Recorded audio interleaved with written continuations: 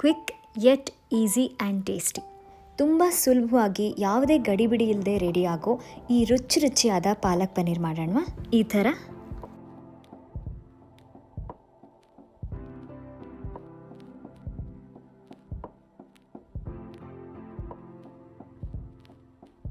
ಶುರು ಮಾಡೋಣ. ಮೊದಲಿಗೆ ಒಂದು ಪ್ಯಾನ್ಗೆ ತುಪ್ಪ ಹಾಕ್ಕೊಳ್ತಾ ಇದ್ದೀನಿ.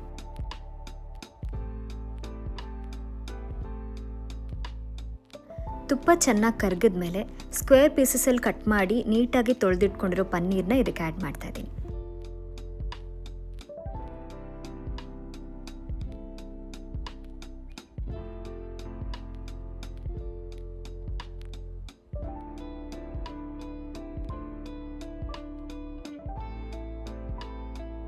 ಪನ್ನೀರ್ ಚೆನ್ನಾಗಿ ಫ್ರೈ ಆಗಬೇಕು.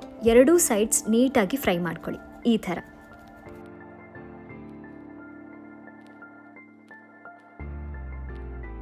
Once that is done, fry ಆಗಿರೋ ಪನ್ನೀರ್ನ ಸೈಡಿಗೆ ಎತ್ತಿಟ್ಕೊಳ್ಳೋಣ.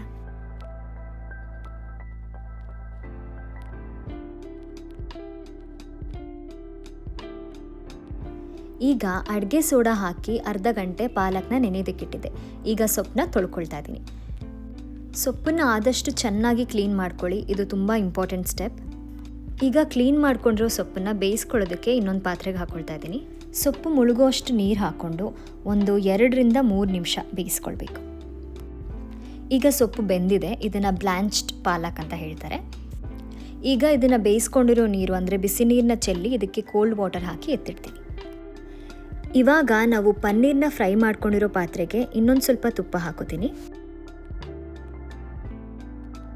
ತುಪ್ಪ ಕರಗಿದ ಮೇಲೆ ಇದಕ್ಕೆ ಸ್ವಲ್ಪ ಜೀರಿಗೆ ಹಾಕ್ತಾ ಇದ್ದೀನಿ.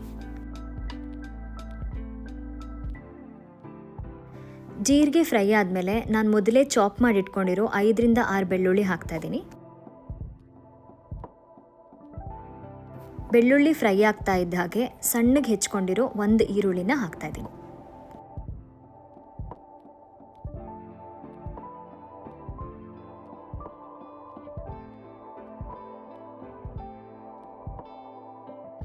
ಈರುಳ್ಳಿ ಚೆನ್ನಾಗಿ ಬೆಂದಮೇಲೆ ಸಣ್ಣದಾಗಿ ಹೆಚ್ಚಿಟ್ಕೊಂಡಿರೋ 1 ಟೊಮ್ಯಾಟೊ ಆ್ಯಡ್ ಮಾಡ್ತಾ ಇದ್ದೀನಿ.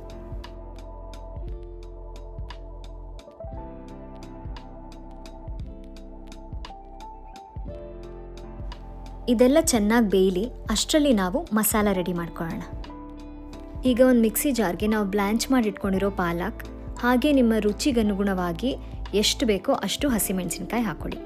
ನಾನು ಸ್ವಲ್ಪ ಜಾಸ್ತಿನೇ ಖಾರ ತಿಂತೀನಿ, ಅದಕ್ಕೆ 6 ಹಸಿಮೆಣಸಿನ್ಕಾಯಿ ಹಾಕ್ಕೊಳ್ತಾ ಇದ್ದೀನಿ. ನೀವು ಬೇಕಾದರೆ 2-3 ಹಸಿಮೆಣಸಿನ್ಕಾಯಿ ಹಾಕ್ಕೊಳ್ಬೋದು. ಈಗ ಇದನ್ನು ಚೆನ್ನಾಗಿ ಗ್ರೈಂಡ್ ಮಾಡ್ಕೊಳ್ಬೇಕು.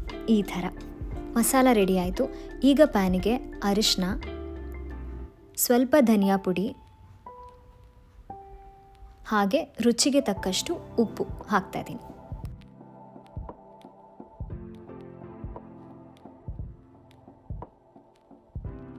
ಈಗ ಇದಕ್ಕೆ ನಾವು ರುಬ್ಬಿಟ್ಕೊಂಡಿರೋ ಪಾಲಕ್ ಮಸಾಲ ಆ್ಯಡ್ ಮಾಡೋಣ.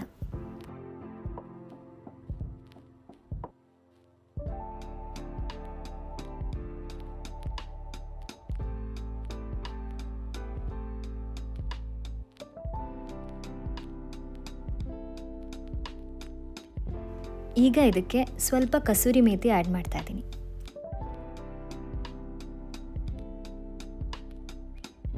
ಕನ್ಸಿಸ್ಟೆನ್ಸಿ ನೋಡಿಕೊಂಡು ನಿಮಗೆ ಬೇಕಾದರೆ ನೀವು ಒಂದು ಸ್ವಲ್ಪ ನೀರು ಕೂಡ ಆ್ಯಡ್ ಮಾಡ್ಕೊಳ್ಬಹುದು. ಥಿಕ್ ಗ್ರೇವಿ ಬೇಕಿದ್ದರೆ ನೀರು ಜಾಸ್ತಿ ಆ್ಯಡ್ ಮಾಡಬೇಡಿ. ನಿಮಗೆ ಸಾಗು ಥರ ತಿನ್ನಬೇಕು ಅಂತ ಇಷ್ಟ ಇದ್ದರೆ ನೀರನ್ನ ಸ್ವಲ್ಪ ಜಾಸ್ತಿ ಹಾಕ್ಕೊಳ್ಬಹುದು. ಈಗ ಇದು ಒಂದು ಸ್ವಲ್ಪ ಎಣ್ಣೆ ಬಿಟ್ಕೊಳ್ಳೋವರೆಗೂ ಫ್ರೈ ಆಗಲಿ. ಗ್ರೇವಿ ಪ್ರಾಪರಾಗಿ ಫ್ರೈ ಆಗಿದೆ. ಈಗ ಇದಕ್ಕೆ ನಾವು ರೋಸ್ಟ್ ಮಾಡಿಟ್ಕೊಂಡಿರೋ ಪನ್ನೀರ್ನ ಆ್ಯಡ್ ಮಾಡೋಣ.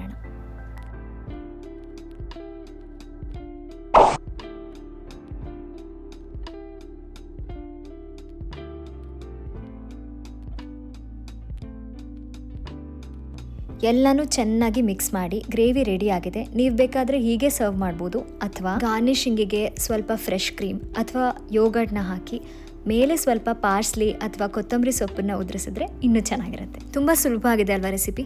ನೀವು ಟ್ರೈ ಮಾಡ್ತೀರಾ ತಾನೆ? ಟ್ರೈ ಮಾಡಿದ್ರೆ ಖಂಡಿತ ರುಚಿ ಹೇಗಿತ್ತು ಅಂತ ನನಗೆ ಕಾಮೆಂಟ್ ಸೆಕ್ಷನಲ್ಲಿ ತಿಳಿಸೋದನ್ನು ಮರಿಬೇಡಿ. ಇದೇ ಥರ ರೆಸಿಪೀಸ್ಗೋಸ್ಕರ ನನ್ನ ಚಾನಲ್ನ ಸಬ್ಸ್ಕ್ರೈಬ್ ಮಾಡ್ಕೊಳ್ಳಿ. Much love.